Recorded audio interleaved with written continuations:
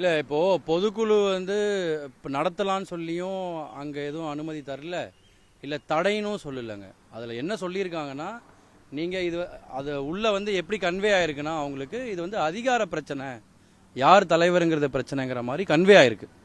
அப்போது அதை நீங்கள் சிவில் கோர்ட்டில் போய் பார்த்துக்கோங்கன்னு மட்டும்தான் அதில் சொல்லியிருக்காங்க. அதான் நடந்தது அங்கே. இல்லை இல்ல தள்ளுபடிங்கிறது அவர் அது ஏன் தள்ளுபடி பண்ணியிருக்காருன்னா, இது நீங்க சொல்ற இஷ்யூவை நாங்க ஸ்கோப்பா பார்க்கல, நீங்க போய் சிவில் கோர்ட்ல பாத்துக்கோங்க, இது அதிகார யாருடைய அதிகாரம்ங்கிற பிரச்சனைங்கிற மாதிரி அவங்க கன்சிடர் பண்றாங்க. அடுத்த கட்டம் என்ன நடவடிக்கை? அடுத்த கட்டம் என்ன நடவடிக்கை? அடுத்த கட்டம் ஐயா அவர்கள் சொல்லுவார், இனிமேதான் என்ன பண்ணலாங்கிறத சொல்லுவாருங்க. கட்சியினுடைய விதிப்படி இப்போ அன்புமணி நடத்துகிற அந்த பொதுக்குழு செல்லுமா சார்? செல்லாதுங்க, நிச்சயம் செல்லாது. மே 28ஓட அவருடைய பதவி காலம் முடிந்து விட்டது. அவரோ இல்ல பொதுக்குழு, நிர்வாகக்குழு, செயற்குழு எல்லாம் சேர்ந்து அதிகாரம் கொடுத்த நிறுவனருடைய வழிகாட்டுதலில் வந்த எந்த மாநில பொறுப்புமே அந்த மே 28க்கு அப்புறம் செல்லாது. அதுக்கப்புறம் அந்த விதிகள் என்ன சொல்லுதுன்னா, நிறுவனர்கிட்டயே அந்த பதவிகள்லாம் போயிடும். அவர் பார்த்து அடுத்து மறுபடியும் நியமனம் செஞ்சுட்டு மறுபடியும் நிர்வாகக்குழு, பொதுக்குழு, செயற்குழுவை கூட்டி அதை அறிவிப்பாங்க. அப்படிதான் நடக்கணும்.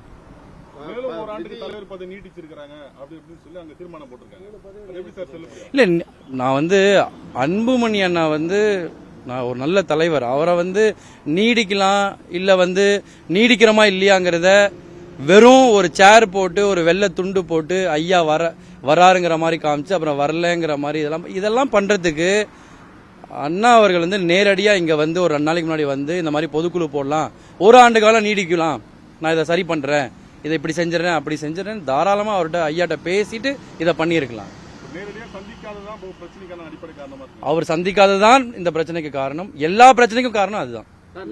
இப்போ எனக்கு நான் ஏற்கனவே சொல்லியிருக்கேன், எனக்கும் என் தந்தைக்குமே மனஸ்தாபம் வந்தப்போ இதே டாக்டர் ஐயா அவர்கள் என்னை அழைத்து சொன்னது, உன்னுடைய அப்பா அம்மா தானே, உன்னை பெத்தவங்க தானே, நீ போய் ஒரு மன்னிப்பு கேட்டுரு, அவங்க காலில் கூட விழுந்துரு, ஒரு அடி போட்டா கூட வாங்கிக்கோங்கன்னு எங்கிட்ட சொல்லிட்டு, எங்க அப்பா அம்மா கிட்ட உங்க பிள்ளை தானே, ஊரே அவரை பத்தி பெருமையா பேசுது, நீங்க எதுவும் தப்பா எடுத்துக்காதீங்க, அவர் ஏதோ கோபத்துல பேசியிருந்தா நீங்க மன்னிச்சிருங்க, ஒரு அடி கூட போடுங்கன்னு சொல்றாரு. அப்போ அப்படி ஒரு ஒரு ஒரு குலதெய்வத்திட்ட போனா என்ன நமக்கு ஒரு தீர்வு கிடைக்குமோ, ஆதரவு கிடைக்குமோ, அந்த மாதிரி இருக்கு. அப்போ ஐயா கூட இன்னைக்கு ஐயாவால் அடையாளம் காணப்பட்டு பதவி சுகங்களை அனுபவித்த இந்த எக்ஸ் எம்எல்ஏங்க, எக்ஸ் எம்பிங்க என்ன பண்ணிட்டு இருக்கீங்க? நீங்க என்ன பண்ணியிருக்கணும்? நீங்க எல்லாரும் சேர்ந்து சின்னையாவை சொல்லி நல்ல புத்தி சொல்லி கூட்டிட்டு ஐயா கிட்ட விட்டுட்டு இந்த கேட்டை சாத்திட்டு 2 பேரையும் 3 நாள் விட்டா இந்த பிரச்சனை தீர்ந்திருக்கும். அப்படி தீக்காம பதவி மேல என்ன ஆசை உங்களுக்கு? ஐயாவை விட உங்களுக்கு என்ன பதவி? ஐயா இடஒதுக்கீடுக்காக தன்னுடைய வாழ்க்கையே அர்ப்பணிச்சிருக்கார். அப்படிப்பட்ட ஐயா அவர்களுக்கு நீங்க கொடுக்கிற மரியாதை இதுதானா? காட்டுல மேட்ல சுத்திட்டு இருந்த ஒவ்வொருத்தரையும் இன்னைக்கு பதவி கொடுத்து அழகு பார்த்திருக்காரு, எம்எல்ஏ ஆக்கியிருக்காரு, எம்பி ஆக்கியிருக்காரு, மந்திரி ஆக்கியிருக்காரு, பெட்ரோல் பங்க் கொடுத்திருக்காரு, மருத்துவ சீட்டு கொடுத்திருக்காரு, எவ்வளவு உதவி செஞ்சிருக்காரு, நம்மளுடைய பொருளாதாரத்தை வளர்த்திருக்காரு. அப்படிப்பட்ட ஒருத்தரை இன்னைக்கு இல்லாம இந்த பொதுக்குழு நடத்தி நீங்க பொதுமக்களை எப்படி சந்திப்பீங்க? நான் கேட்கறது, இப்ப இந்த பொதுக்குழு போட்டு தலைவர் ஆயிடுறாங்க, பொதுச்செயலாளர் ஆயிடுறாங்க, பொருளாளர் எல்லாம் சரி, நீங்க பொதுமக்களை ஐயாவோட முகமோ, ஐயாவுடைய பெயரோ, ஐயாவோட உழைப்போ இல்லாம, ஐயாவோட வழிகாட்டுதல் இல்லாம பொய்யா வழிகாட்டுதல் சொல்லி நீங்க போய் எப்படி தேர்தலை சந்திப்பீங்கிறது தான் இப்ப மிகப்பெரிய கேள்வி.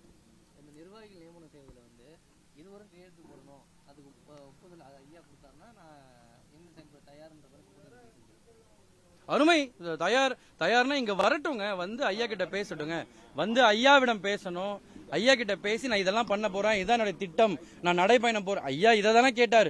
நான் இன்னொன்னு சொல்லிக்கிறேங்க, ஐயாவோட அனுமதியோட சொல்லிக்கிறேன். ஒரு 5 வருஷத்துக்கு முன்னாடியே இன்னைக்கு இவங்க காட்டுற ஆர்வம், இந்த ஒரு வழக்கு, நான் ஒரு பொதுச்செயலாளர், நான் ஒரு வழக்கு போடுறேன், அந்த வழக்குல வர அந்த டிஸ்மிஸலோ இல்ல நீங்க சிவில் கோர்ட்ல பார்த்தா ஜட்மெண்ட் வரும்ல, அந்த ஜட்மெண்ட் காப்பியை வாங்குறதுக்கு பாலு சாரும் கூட இருந்த அட்வொகேட்ஸும் காட்டின ஆர்வம் நீங்க கட்சியை வளர்க்கறதுல சின்னையாவுக்கு ஊக்குவிச்சு காட்டியிருந்தீங்கன்னா இன்னைக்கு நிச்சயமா ஐயா அவர்கள் உண்மையிலேயே ஓய்வு எடுத்திருப்பார். அவர் ஓய்வு எடுத்திருப்பார். கட்சி நல்ல வலுவா இருக்கு, நம்மளுடைய தலைவர் அதை நல்லா கொண்டு போவாருங்கிற நம்பிக்கையில ஓய்வு எடுத்திருப்பார். இன்னைக்கு 87 வயசுலயும் அவர் இங்க உழைக்கிறதுக்கு, இத்தனை பேருக்கு மறுபடியும் பதவிகள் கொடுத்து கட்சியை கட்டமைக்கிறதுக்கு காரணம் இந்த ஆர்வத்தை அன்னைக்கு காமிச்சிருக்கணும், இன்னைக்கு காட்டியிருக்க கூடாது. பிளே ஸ்டோர் மற்றும் ஆப் ஸ்டோரில் இருந்து பாலிமர் செயலியை QR கோடு மூலம் பதிவிறக்கம் செய்யுங்கள். செய்திகளை உடனுக்குடன் பெறுங்கள்.